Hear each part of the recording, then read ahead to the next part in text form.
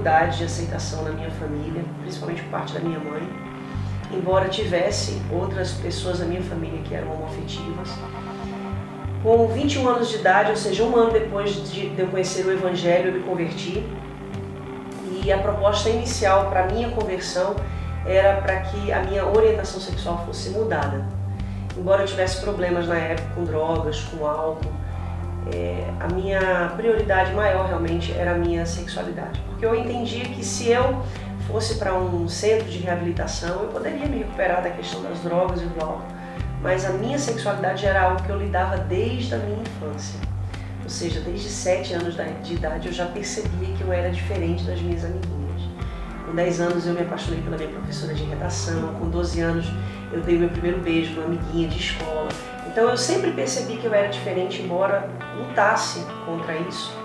Até pelo fato da minha mãe, como ela tinha 2 irmãs que eram lésbicas, ela sempre me tratava com palavras duras, no sentido de que se eu souber que você é lésbica como as suas tias, eu te mato, aquelas palavras assim bem duras de pais que não sabem como lidar com a sexualidade de seus filhos.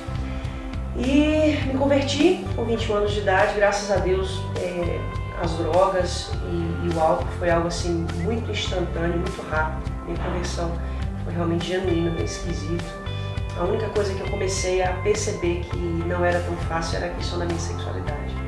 Eu lutei 7 anos consecutivos para que a minha sexualidade fosse mudada. Fiz tudo aquilo que a igreja requisita para que você alcance esse sucesso de mudança, de cura, de transformação, seja lá como a igreja chama, porque de acordo com a denominação eles caracterizam e definem de uma forma diferente. Os pentecostais dizem que é demônios, né? Os pentecostais dizem que é doença e assim consecutivamente. Então eu fiz tudo, quebra de vínculo, desligamento de alma, cura interior, quebra de maldição, subia monte para orar, passava a madrugada orando, fiz jejuns de extensos períodos, procurei tudo aquilo que eu poderia fazer para que a minha sexualidade mudasse. Nesse período foram quase 3 anos seguidos, né, na área de abstinência, a nível de relacionamento. Foi quando eu decidi que a última coisa que faltava era eu me casar e era a última tentativa. É a única coisa que faltava. Eu casei, tive filhos, mas a minha sexualidade continuava a mesma. Nesse período de 7 anos dentro da igreja, eu me tornei uma referência no meio evangélico de uma missionária que tinha um testemunho de ex-lésbica. Porque onde passava, eu falava da minha mudança de vida, porque realmente eu havia mudado, eu não estava mais me envolvendo sexualmente, me relacionando emocionalmente com nenhuma outra mulher. E eu proferi aquilo que eu acreditava e que eu ansiava com muita ênfase, muita vontade que acontecesse comigo. Eu tinha aprendido que por causa da minha sexualidade eu iria para o inferno. Eu acho que ninguém em sã consciência quer ir para o inferno, na verdade. E eu pedi muito a Deus, busquei muito. E foi quando, num dado momento da minha vida, eu comecei a me questionar se aquilo que eu havia aprendido realmente era verdade.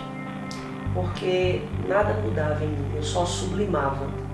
E eu sabia que a qualquer momento um desastre iria acontecer.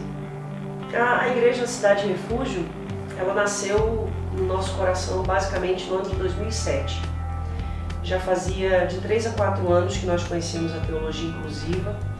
De imediato nós sofremos alguma resistência à teologia inclusiva. Nós não acreditávamos que realmente havia essa possibilidade de você ser homoafetivo e você servir a Deus. E é interessante que existe um sofisma muito destrutivo no meio gay quanto a isso. Você pode ser gay, você pode ser católico, você pode ser gay, você pode ser macumbeiro, você pode ser gay, você pode ser ateu, você pode ser gay, você pode ser satanista, mas você pode ser gay e não pode ser crente. Então esse sofisma tem tirado muitos cristãos homoafetivos dentro da igreja. Então nós tivemos essa dificuldade, assim como muitos até hoje têm, de acreditar nessa inclusão, nesse amor de Deus aos homoafetivos.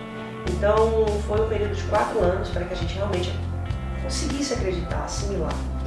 E isso coube em experiências diárias, circunstâncias do dia a dia, que a gente foi vendo a graça de Deus sobre a nossa vida. E nos levou a entender que realmente havia essa possibilidade da gente servir a Deus a nossa sexualidade.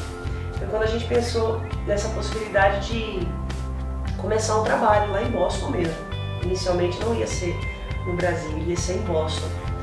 E pensamos em juntar aquelas pessoas assim como eu e ela, que eram sem igrejas, né?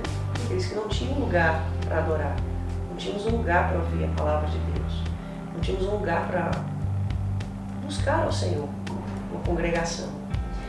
E pensamos em congregar essas pessoas, fazer uma célula, um culto em casa. Só que a quantidade de pessoas era tão grande que a gente percebeu que a dinâmica de ser em casa seria impossível. Então foi quando a gente percebeu que a gente precisaria realmente era de um ministério, de uma igreja. E Deus colocou no nosso coração esse propósito da cidade de refúgio. E na Bíblia, a palavra cidade de refúgio faz referência a 6 cidades de refúgio que Deus, através de Josué e através de Moisés, instituiu para todo aquele que quebrava a lei de forma não intencional. Ou seja, uma pessoa que estava trabalhando no campo e de repente com o instrumento de trabalho ela matava, ela feria o seu companheiro de trabalho. Então o que ela tinha que fazer? Ela tinha que se refugiar numa dessas cidades de refúgio, porque a lei dizia que era olho por olho e dente por dente. Então se você matava alguém, ainda que não fosse de forma intencional, você deveria morrer. A família daquela pessoa poderia te matar. Então, a cidade de refúgio dava a essas pessoas que quebravam a lei de forma não intencional, de serem livres da lei.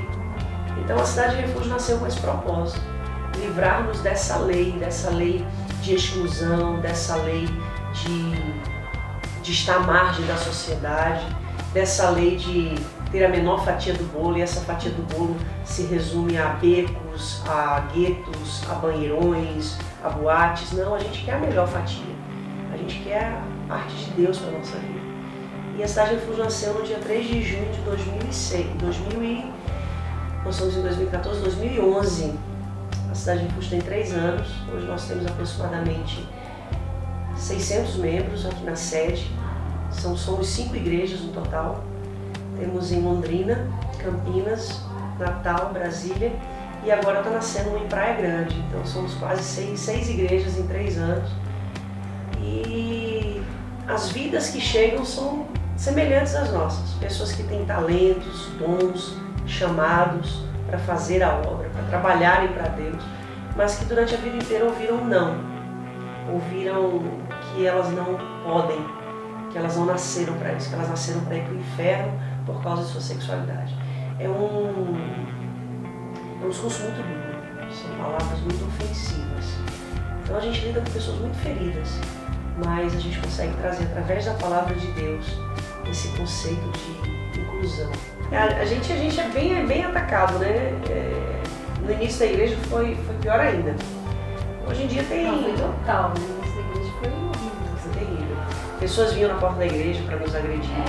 Sim. Nós chegávamos em casa, nossa secretária entrou em bombando de mensagens de oração. De mensagem de oração. Ah, vou subir um monte, só desço de lá quando a igreja fechar. Aquela cuidado tá até hoje, né? 3 anos depois. Coisas assim horríveis, assim, que você fala, meu Deus, assim. Você não consegue associar com um cristão, assim, seja ele que denominação é, você não consegue associar.